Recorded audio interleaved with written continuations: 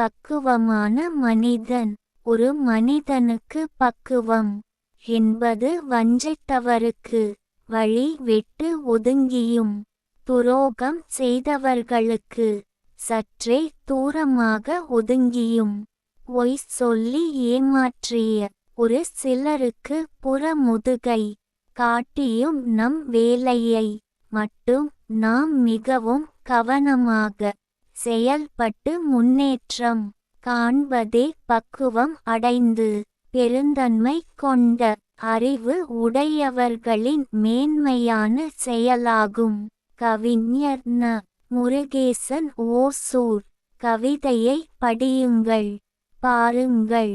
மறக்காமல் like, share, comment மற்றும் subscribe பண்ணுங்க.